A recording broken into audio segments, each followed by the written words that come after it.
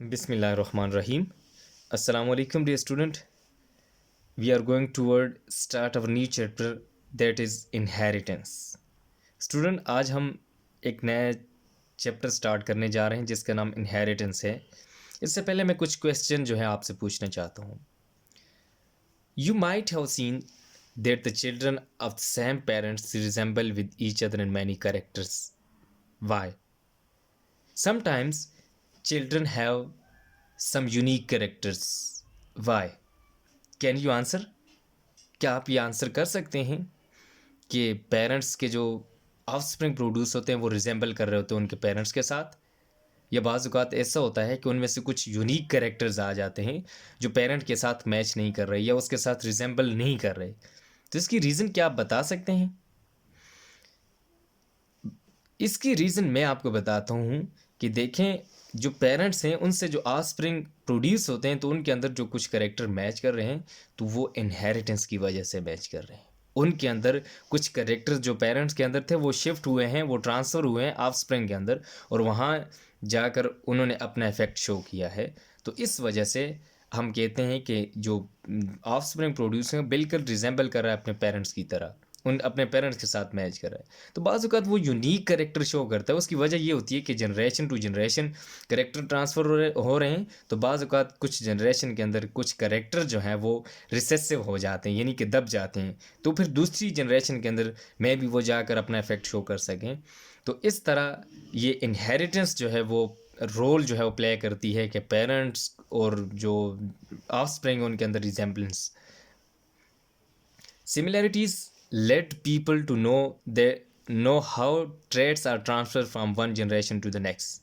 ये जो सिमिलैरिटीज़ थी, क्योंकि शुरू में तो लोगों को ये पता नहीं था कि किस वजह से है, तो ये सिमिलैरिटीज़ जब देखी गई कि एक पेरेंट्स के अंदर और फिर उसके ऑफस्प्रिंग के अंदर कुछ सिमिलैरिटीज़ पाई जाती हैं, तो ऐसा भी तो हो सकता था पेरेंट्स और ऑफस्प्रिंग के अंदर बिल्कुल कुछ सिमिलैरिटीज़ ही ना हो. तो इसका मतलब वो जो सिमिलैरिटीज़ हैं, इन्होंने जो साइंटिस्ट थे उसको इस तरफ राग़िब किया कि ये जो ट्रेट्स हैं ये ट्रांसफ़र होते हैं एक जनरेशन से दूसरी जनरेशन के अंदर. इसके अंदर कुछ ना कुछ ऐसी रीज़न है, कोई ऐसी चीज़ है जो इन करैक्टर को ट्रांसफ़र कर रही है. तो इस वजह से सिमिलैरिटीज़ ने साइंटिस्ट को इस तरफ राग़िब किया, इस तरफ माइल किया कि आप इसको सर्च किया जाए, देखा जाए कौन-सी चीज़ है जो पेरेंट्स से ऑफस्प्रिंग को ट्रेट्स को जो है वो ट्रांसफ़र कर रही है, जनरेशन टू जनरेशन ट्रांसफ़र कर रही है. Science of genetics enables the study of various phenomena involved in deciding the pattern of inheritance. कहता है जो जेनेटिक्स की स्टडी थी स्टार्ट में, इसने इनेबल किया साइंटिस्ट को और देखा गया कि जितने भी फिनोमेना इन्वॉल्व हो रहे हैं पेरेंट्स से ऑफस्प्रिंग के अंदर जो है वो ट्रांसफ़र ऑफ कैरेक्टर के जितने भी फिनोमेना हो रहे हैं, तो वो जो इन्वॉल्व हैं उनके अंदर पैटर्न ऑफ इनहेरिटेंस को डिसाइड करना इस साइंस ऑफ जेनेटिक्स ने सब कुछ क्लियर कर दिया कि किस तरह एक पैटर्न है जिसके ज़रिए वो इनहेरिटेंस हो रही है. पेरेंट्स से ऑफस्प्रिंग को सारे कैरेक्टर ट्रांसफ़र हो रहे हैं. Characters or traits are transfer from generation to generation. Characters और ट्रेट्स जो हैं ये दोनों एक ही चीज़ है. तो कहता है ये दोनों जो हैं वो जनरेशन टू जनरेशन ट्रांसफ़र होते रहते हैं. तो आइए देखते हैं कि किस तरह ये ट्रांसफ़र होते हैं और कैसे अपना रोल जो है वो प्ले करते हैं. नेक्स्ट टॉपिक है हमारा इंट्रोडक्शन टू जेनेटिक्स. पिछला जो है लिंकेज के लिए था ताकि आपको थोड़ा सा एक लिंक क्रिएट किया जा सके आपका जेनेटिक्स के साथ, इनहेरिटेंस के साथ. अब आ जाते हैं introduction to genetics. Physical and mental characteristics are passed from one generation to another. कहता है कुछ फिजिकल और मेंटल कैरेक्टर्स जो होते हैं वो पास्ट होते हैं एक जनरेशन से दूसरी जनरेशन में. फॉर एग्जांपल आई कलर, ये हमारे पास है फिजिकल जो है, देखें आपके नज़र आ रहे हैं physical character. Skin colour, height, hair colour, these are all the physical characters जो हमें नज़र आ रहे हैं, जिनको हम ऑब्जर्व कर रहे हैं, ये फिजिकल कैरेक्टर हैं और ये ट्रांसफ़र हो रहे हैं एक जनरेशन से दूसरी जनरेशन के अंदर. Sometimes offspring and parents in a particular generation may look different. There is a basic similarities that runs from generation to generation. कहता है बाज़-औक़ात offspring और पेरेंट्स जो हैं वो एक किसी करेक्टर के अंदर वो एक जैसे नहीं दिखते. जैसे अगर एक जो पेरेंट हैं उनके आई कलर जो है वो ग्रीन है, तो आगे जो उनके ऑफस्प्रिंग प्रोड्यूस हो रहे हैं उनका ग्रीन नहीं कोई और कलर है, तो अब देखें इसके अंदर डिफरेंस पाया गया है, इसके अंदर रिजेम्बलेंस नहीं है। तो ऐसा भी हो सकता है कि उनके अंदर रिजेम्बलेंस ना भी हो, उनके अंदर डिफरेंसेस हों। तो ये जो है ये किस वजह से होता है? There is a basic similarity that runs from generation to generation. इसके अंदर एक बेसिक सिमिलैरिटी है जो चलती है एक जनरेशन टू नेक्स्ट जनरेशन, जो अब इन करेक्टर्स को लेकर जाती है एक जनरेशन से दूसरी जनरेशन के अंदर। अब देखते हैं कि इनहेरिटेंस क्या होता है और किस तरह ये ट्रांसफ़र करते हैं ये characters. The process by which characters are transferred from parents to offspring is called inheritance or heredity। कहते हैं ऐसा प्रोसेस जिसके अंदर करेक्टर पेरेंट्स से ऑफस्प्रिंग की तरफ मुंतकिल हों, इस प्रोसेस को हम इनहेरिटेंस या हेरिडिटी कहते हैं। इनहेरिट मीन्स मुंतकिल करना, तो ऐसा प्रोसेस जिसके अंदर करेक्टर पेरेंट्स से उनके ऑफस्प्रिंग के अंदर मुंतकिल हों उसको हम इनहेरिटेंस कहते हैं या हेरिडिटी भी कहते हैं इसको। अच्छा, दूसरी चीज़ इंट्रोडक्शन टू जेनेटिक्स जो था, जेनेटिक्स को देखते हैं। हम कहते हैं ब्रांच ऑफ बायोलॉजी, जेनेटिक्स जो है वो हमारे पास एक ब्रांच ऑफ बायोलॉजी है which deals with the study of inheritance, variations and factors controlling them. Genetics हमारे पास एक बायोलॉजी की ब्रांच है जिसके अंदर हम इनहेरिटेंस के बारे में पढ़ते हैं, इनहेरिटेंस ऑफ ट्रेट यानी कि जो करेक्टर्स हैं उनका इनहेरिट होना उसके बारे में पढ़ते हैं, फिर वेरिएशंस यानी कि उनके अंदर जो चेंजेस आती हैं उनके बारे में पढ़ते हैं, एंड फैक्टर्स कंट्रोलिंग देम, और उनको जितने भी फैक्टर्स कंट्रोल कर रहे हैं उनको स्टडी करते हैं हम जेनेटिक्स के अंदर। तो जेनेटिक्स जो है वो बायोलॉजी की एक ब्रांच है जिसमें हम inheritance of characters, variations and factors controlling them उनके बारे में डिटेल से डिस्कस करते हैं।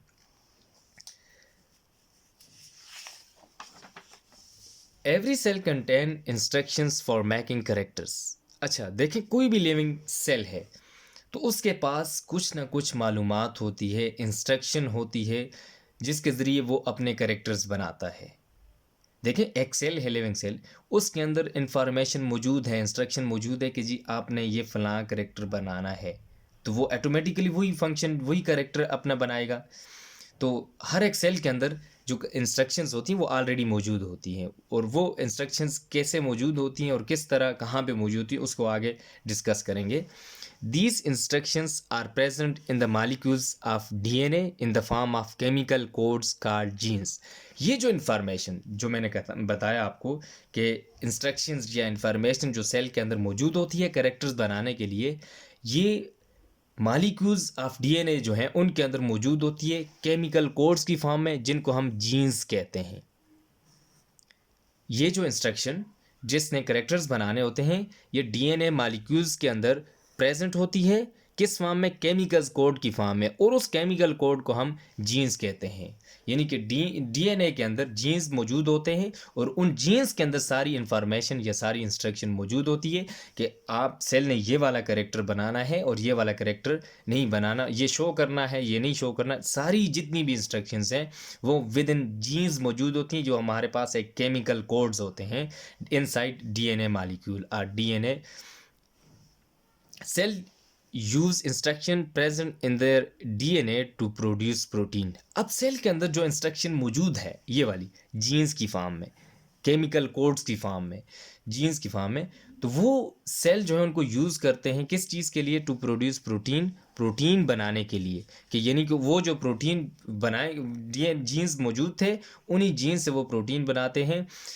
This protein make its characters. अब ये प्रोटीन जब उस सेल ने बना दी और इसी प्रोटीन को वो आगे करेक्टर बनाने के लिए यूज़ करते हैं, और जब एक प्रोटीन बनती है वो स्पेसिफिक होती है किसी करेक्टर के लिए कि ये वाला करेक्टर उसने बनाना है। तो ये जितना भी करेक्टर से रिलेटेड चीज़ें हैं तो वो ऑटोमेटिकली जो है वो प्रोटीन्स ही बनाती हैं। जब सेल प्रोटीन बनाता है वो प्रोटीन फिर अपना इफेक्ट शो करती है कि आपने कौन सा करेक्टर बनाना है। इसके बाद नेक्स्ट टॉपिक है क्रोमोसोम्स एंड जीन्स। क्रोमोसोम्स और जीन्स जो हैं वो क्या होते हैं? Chromosomes are thread like structure discovered by Waldeyer in 1876। Waldeyer एक साइंटिस्ट था, 1800 1976 के अंदर उसने इस क्रोमोसोम्स को डिस्कवर किया था। उसने कहा कि ये थ्रेड लाइक स्ट्रक्चर होती है जो सेल के इनसाइड सेल के अंदर मौजूद होती है, और इनसाइड सेल के अंदर भी न्यूक्लियस जो है उसके अंदर मौजूद होती है। तो क्रोमोसोम्स जो है, इसका word chroma mean colour and soma mean body. जो कलर्ड बॉडी होती है उसको हम क्रोमोसोम्स कहते हैं, यानी ये कलर को रिटेन करती है कि डाई जितना भी कोई चीज़ हो उसको ये रिटेन करती है। आप अगर उसको माइक्रोस्कोप के अंदर देखें तो ये कलर्ड बॉडी जितनी भी नज़र आएगी वो हमारे पास क्रोमोसोम्स कहलाएगी।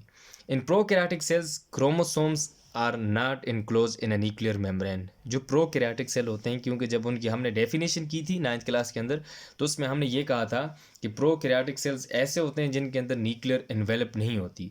तो जो हम क्रोमोसोम्स को पढ़ते हैं वो हम कहते हैं कि क्रोमोसोम्स जो है न्यूक्लियस के इनसाइड होते हैं, उनके इर्द गिर्द जो न्यूक्लियर मेम्ब्रेन होती है। लेकिन प्रोकैरियोटिक के अंदर न्यूक्लियर एनवेलप नहीं होता, तो इस वजह से क्रोमोसोम जो है वो इनक्लोज नहीं होते न्यूक्लियर मेम्ब्रेन के अंदर। While in eukaryotic cell chromosomes found in nucleus. जो क्रोमोसोम्स होते हैं वो न्यूक्लियस के अंदर पाए जाते हैं। When a cell is not dividing its chromatin is in the form of fine threads scattered in the form of nucleus, scattered in the nucleus. कहता है कि जब एक सेल डिवाइड नहीं हो रहा होता तो उस वक्त उसका जो क्रोमेटिन मटेरियल होता है वो फाइन थ्रेड्स की फॉर्म में स्कैटर्ड हुआ होता है एक न्यूक्लियस के अंदर। एक धागे लाइक स्ट्रक्चर जिसको फाइन थ्रेड्स जो होते हैं उसकी फॉर्म में स्कैटर्ड हुआ होता है, फैला हुआ होता है एक न्यूक्लियस के अंदर। ड्यूरिंग सेल डिवीजन, जब सेल डिवाइड हो रहा होता है तो उस वक्त क्या होता है, chromatin coils and make compact structure of chromosomes. तो उस वक्त क्रोमेटिन जो होता है वो कॉइल होकर एक कम्पैक्ट स्ट्रक्चर बनाता है जिसको हम क्रोमोसोम्स कहते हैं। इस कम्पैक्ट स्ट्रक्चर को हम क्रोमोसोम्स कहते हैं। Chromosomes have two identical halves. Chromosomes के 2 आइडेंटिकल हाफ्स होते हैं। देखें इस तरह, एक ये है, एक ये वाला, इसी तरह एक ये देखें इसके पेयर्स होते हैं।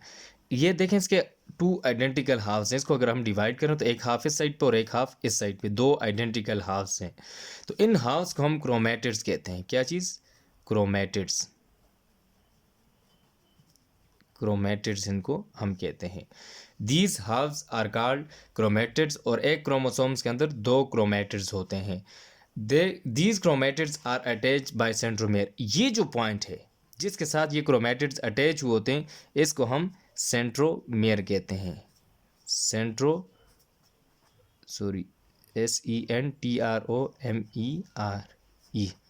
सेंट्रोमेयर। इस पॉइंट को हम सेंट्रोमेयर कहते हैं। Which hold both the chromatids until they separate during cell division. ये उस वक्त इनको होल्ड करके रखती है जब तक एक सेल डिवाइड नहीं होता। जब वो डिवाइड होते हैं तो उस वक्त यहाँ से ये इनको फिर जो है वो सेपरेट कर देती है। यहाँ से सेंट्रोमेयर जो है वो इनको दोनों को डिटैच कर देती है, एक साइड पे और एक दूसरे साइड पे। उस तरह फिर डिवाइड होकर एक सेल से 2 बनते हैं और दोनों सेल के अंदर ये क्रोमैटिड जो हैं वो चले जाते हैं। वहाँ पर जाकर दोबारा ये रीजनरेट होकर पूरा क्रोमोसोम्स बन जाते हैं। इसके बाद है chromatin material. Chromosomes are composed of chromatin material. जो हमारा क्रोमोसोम्स होता है ये क्रोमेटिन मटेरियल पे कंपोज्ड कंसिस्ट होता है। In prokaryotes only DNA.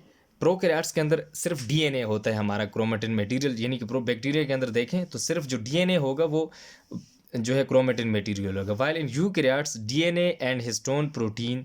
जो जितने भी यूकैरियोट्स हैं उनके अंदर डीएनए और हिस्टोन प्रोटीन जो होगी ये हमारे पास क्रोमेटिन मटेरियल होगा। Long DNA is wrapped around the bundle of histones. इस क्रोमेटिन मटेरियल के अंदर देखें जिस तरह एक हिस्टोन प्रोटीन जो है ये प्रोटीन है, तो इसके इर्द गिर्द इस तरह जो है ये लॉन्ग मॉलिक्यूल ऑफ डीएनए जो है रैप्ड हुआ होता है इसके इर्द गिर्द। तो इसको हम क्रोमेटिन मटेरियल कहते हैं। Chromatin material The structure of chromatin material is made of histones and DNA wrapped around them is called nucleosome। ऐसी स्ट्रक्चर जिसमें हिस्टोन और डीएनए, हिस्टोन जो है वो ऐसी स्ट्रक्चर जिसमें हिस्टोन प्रोटीन के इर्द गिर्द जो है डीएनए रैप्ड हुआ होता है उसको हम न्यूक्लियोसोम कहते हैं। जिस तरह ये है, अब देखें ये हिस्टोन प्रोटीन और इसके इर्द गिर्द जो है डीएनए मॉलिक्यूल रैप हुआ हो तो उसको हम न्यूक्लियोसोम कहते हैं। Nucleosome in the form of beads on a string. ये जो न्यूक्लियोसोम होता है ये बीड्स की फॉर्म में होता है, ऑन स्ट्रिंग, एक जिस तरह धागा हो उसके ऊपर बीड्स जिसको हम दाने तस्बीह जैसे होती है उसकी फॉर्म में ये एक स्ट्रिंग के ऊपर पाए जाते हैं। The string of beads coil and form the structure of chromosomes. ये जो बीड्स होते हैं स्ट्रिंग के ऊपर ये कॉइल्स हों और एक स्ट्रक्चर फॉर्म करते हैं और उस स्ट्रक्चर को हम क्रोमोसोम्स कहते हैं। यहाँ पे ये डायग्राम मैंने बनाई हुई है, आपको इस डायग्राम से क्लियर कर देता हूँ। देखें एक क्रोमोसोम्स मटेरियल है, ये क्रोमोसोम्स है, इसको देखें यहाँ से अगर एक ये थ्रेड लाइक स्ट्रक्चर इस तरह ये जाती है, ये देखें इसको आगे हम क्रोमेटिन फाइबर कहते हैं। तो जब इसको आगे हम फर्दर क्लोज करके डिस्क्लोज करके देखते हैं तो देखें ये इसके बीड्स हैं, ये इस तरह ये इसके ऊपर इस तरह डीएनए का मॉलिक्यूल जो है वो रैप हुआ होता है। ये देखें ये क्रोमोसोम्स के अंदर जो है उसकी बात कर रहे हैं, ये पूरी स्ट्रक्चर बनी हुई है ना। तो ये यहाँ से ऐसे मैं आपको समझा देता हूँ। देखें साइड से डीएनए मॉलिक्यूल ये रैप होता है किसके ऊपर, बीड्स के ऊपर इस तरह रैप्ड होकर क्या बना देता है, ये आगे जाकर न्यूक्लियोसोम, फिर आगे ये फर्दर कॉइल होते हैं ये, तो इसको हम न्यूक्लियोसोम कहते हैं। यहाँ से डीएनए मॉलिक्यूल रैप हुआ बीड्स के ऊपर और बीड्स आगे इस तरह कॉइल होकर न्यूक्लियोसोम बना देती हैं और वो न्यूक्लियोसोम जो है फर्दर कॉइल्स होकर आगे इस तरह की स्ट्रक्चर बना देते हैं जिसको हम क्रोमोसोम्स कहते हैं। तो ये हमारे पास है location and packing of heredity material in cell, कि एक सेल जो है उसके अंदर डीएनए मॉलिक्यूल कैसे प्रेजेंट होता है और उसके इर्द गिर्द कौन सी चीज़ होती है, ये सारा कुछ इस डायग्राम के अंदर बताया गया है। क्रोमोसोम्स डीएनए से लेकर क्रोमोसोम्स तक, कि एक क्रोमोसोम्स के अंदर डीएनए और जो उसके साथ बीड्स वगैरह जो हैं वो कैसे प्रेजेंट होती हैं। डीएनए हमेशा डबल हेलिक्स की फॉर्म में होता है, आपने पढ़ा होगा कि डीएनए डबल हेलिक्स स्ट्रक्चर्स के डबल जो है वो रिंग होते हैं, इसके अंदर डबल स्ट्रैंड होता है इसका, और ये बीड्स के इर्द गिर्द जो है इसने राउंड किया होता है। ये सारा आज का लेक्चर यहाँ पे ख़त्म होता है। मैं आपको सम अप करने जा रहा हूँ आज का जो लेक्चर है। Student, today we have discuss the transfer of characters from parents to offspring which is called inheritance. Then we have discussed the genetics, the branch of biology which deals with the study of inheritance, variation and factors which control these variations and inheritance. And then we have discussed the DNA and genes. DNA are found in chromosomes, and DNA contains genes which is chemical codes which have instruction to make specific protein for specific characters. And then we have discussed the chromosomes and genes, which was chromosomes was discovered by Valdier in 1876, which have two halves, one is centromere, two halves, and two halves are joined together by point called centrosome. Then we have discussed the chromatin material and nucleosome in detail.